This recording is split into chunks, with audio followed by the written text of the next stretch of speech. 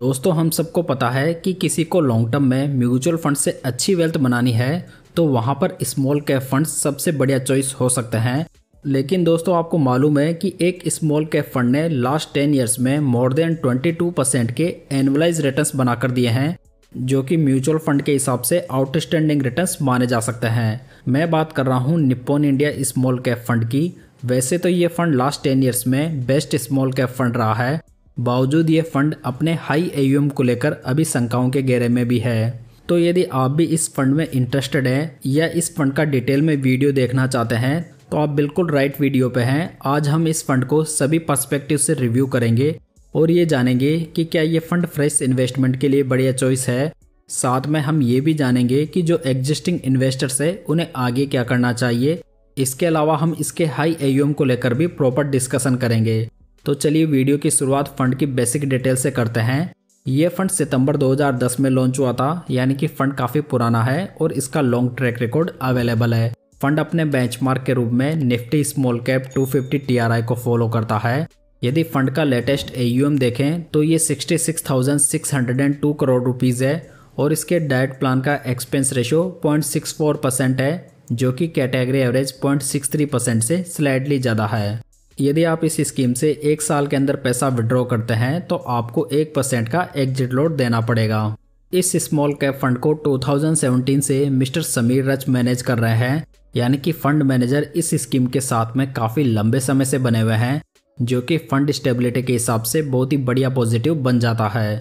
चलिए दोस्तों अब फंड के लास्ट 10 ईयर्स के रोलिंग रिटर्न्स को भी देखते हैं।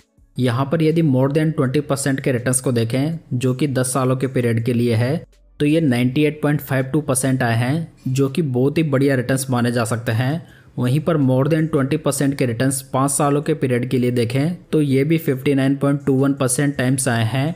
वहीं पर यदि लोअर रिटर्न्स की रेंज को देखें, जो कि 0 से 8% के बीच में है, जो कि 5 सालों के पीरियड में ओनली 4.70% टाइम्स आए हैं। तो कुल मिलाकर फंड के रिटर्न्स में काफ़ी अच्छी कंसिस्टेंसी है। साथ में ये जो रिटर्न्स है वो भी हायर साइड में है, जो कि यहाँ पर डबल पॉजिटिव बन जाता है।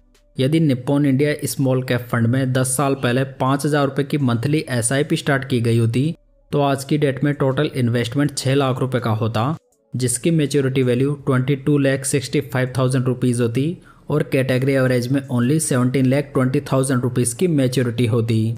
वहीं पर दूसरी ओर यदि 10 साल पहले फंड में 1 लाख रुपए लमसम इन्वेस्ट किए गए होते, हालांकि अभी के समय तो फंड में लमसम अलाउ नहीं है, तो फंड की मेच्योरिटी वैल्यू 7,55,000 रुपीज़ होती और कैटेगरी एवरेज में 4,72,000 रुपीज़।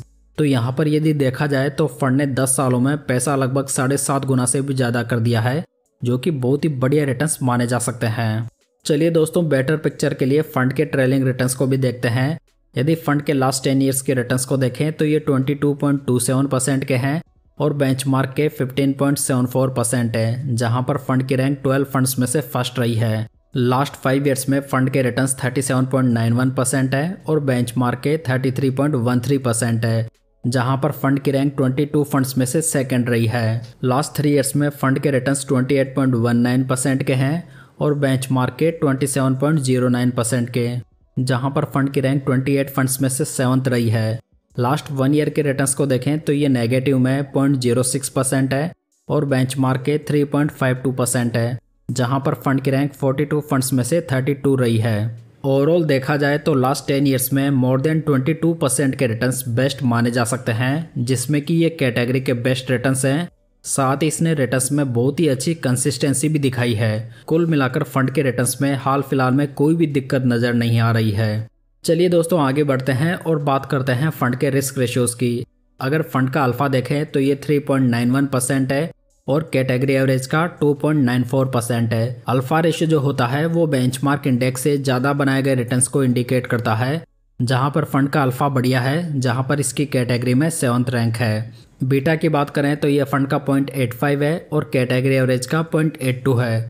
बीटा रेशियो जो होता है वो किसी फंड की वॉलेटिलिटी को मेजर करता है, तो यहाँ पर फंड कैटेगरी एवरेज से ज़्यादा वॉलेटाइल है, जहाँ पर इसकी रैंक 15th है। अगर फंड का साप रेशियो देखें तो ये 1.37 है और कैटेगरी एवरेज का 1.05 है। साप रेशियो हमें ये बताता है कि फंड कितने रिस्क फ्री रिटर्न्स बनाकर दे रहा है, तो ये भी फंड का बढ़िया है, जहां पर इसकी रैंक 6th है। स्टैंडर्ड डेविएशन देखें तो ये फंड का 16.63 है और कैटेगरी एवरेज का 15.31 है। स्टैंडर्ड डेविएशन ये बताता है कि जो फंड के रिटर्न्स है वो उसके हिस्टोरिकल एवरेज रिटर्न से कितने ज़्यादा डेविएट हो सकते हैं। तो यहाँ पर फंड का स्टैंडर्ड डेविएशन भी बढ़िया माना जा सकता है, जहाँ पर इसकी रैंक 11th है। कुल मिलाकर फंड के रिस्क रेशोज काफ़ी बढ़िया माने जा सकते हैं। चलिए फंड का अपसाइड कैप्चर रेशो देखते हैं। यदि ये Nippon India small cap fund का देखें तो ये 88 है और कैटेगरी एवरेज का 83 है। यानी कि यदि बेंचमार्क इंडेक्स 10% से बढ़ता है तो ये फंड 8.80% से बढ़ता है, जो कि कैटेगरी एवरेज से बढ़िया है। वहीं पर यदि डाउनसाइड देखें तो ये 67 है और कैटेगरी एवरेज का 75 है। यानी कि ये फंड कैटेगरी एवरेज के मुकाबले मार्केट गिरावट में कम गिरता है। इसका मतलब ये कहा जा सकता है कि फंड में काफ़ी अच्छी डाउनसाइड प्रोटेक्शन अवेलेबल है। चलिए फंड का पोर्टफोलियो भी देखते हैं। यदि इसमें नंबर ऑफ स्टॉक्स को देखें तो ये 235 स्टॉक्स हैं। टॉप 10 स्टॉक्स का वेटेज 14.19% है, यानी कि पोर्टफोलियो का डाइवर्सिफिकेशन काफ़ी ज़्यादा है। यदि पोर्टफोलियो का पीबी रेशियो देखें तो ये 4.05 है और पीई रेशियो 28.62 है। तो दोस्तों जो निफ्टी स्मॉल कैप का इंडेक्स है उसका लास्ट 10 ईयर्स का एवरेज पीई 29.90 है, यानी कि फंड का वैल्यूएशन अभी रीजनेबल माना जा सकता है। अगर फंड की प्रेजेंट कैश होल्डिंग को देखें तो ये 4% है, यानी कि इतना पैसा फंड के पास में कैश में पड़ा हुआ है और इसका टर्नओवर रेशो 14% है। इसका मतलब यह है कि ये फंड पोर्टफोलियो स्टॉक्स में एक साल में काफ़ी कम चेंजेस करता है, जो कि एक स्मॉल कैप फंड के हिसाब से बहुत ही बढ़िया माना जा सकता है। अगर फंड का एसेट एलोकेशन देखें तो इन्होंने लार्ज कैप कंपनीज में 12.30%, मिड कैप कंपनीज में 15.22% और स्मॉल कैप कंपनीज में 68.46% इन्वेस्ट किया हुआ है। तो यहाँ पर फंड का एसेट एलोकेशन लगभग कैटेगरी एवरेज के आसपास ही है, जो कि ठीक माना जा सकता है। यदि फंड का सेक्टर वाइज एलोकेशन देखें तो इन्होंने capital goods, financial services, health care और कंज्यूमर स्टेपल्स में हाईएस्ट एक्सपोजर बनाया हुआ है, जहाँ पर इन्होंने किसी भी एक सेक्टर में मोर देन 20% का एक्सपोजर नहीं लिया हुआ है। तो आप यहाँ पर फंड के टॉप 25 स्टॉक्स की लिस्ट को देख सकते हैं, जहाँ पर भी इन्होंने किसी एक स्टॉक में मोर देन 5% का एक्सपोजर नहीं बनाया हुआ है। किए गए एनालिसिस के बेसिस पर देखा जाए तो फंड लॉन्ग टर्म में बेस्ट फंड रहा है, जिसमें कि फंड स्मॉल कैप फंड होने के बावजूद भी बाई एंड होल्ड की स्ट्रेटेजी को फॉलो करके रिटर्न्स बनाता है। लेकिन बावजूद ये फंड बहुत ही बढ़िया रिटर्न्स बनाकर दे रहा है। फंड का alpha, stability, good risk free returns और कंसिस्टेंट रिटर्न्स बहुत ही बड़े पॉजिटिव्स माने जा सकते हैं। लेकिन दूसरी ओर फंड का AUM more than 66,000 crore rupees हो चुका है, जिसमें कि एक स्मॉल कैप फंड होने की वजह से थोड़ी दिक्कत तो नज़र आ रही है, क्योंकि एक स्मॉल कैप फंड को अपना most of investment small cap companies में ही करना होता है, जहां पर हमें स्मॉल कैप कंपनीज में लिक्विडिटी कम देखने को मिलती है, जिसमें कि फंड मैनेजर आसानी से इनके शेयर्स को मार्केट से बाय नहीं कर सकता।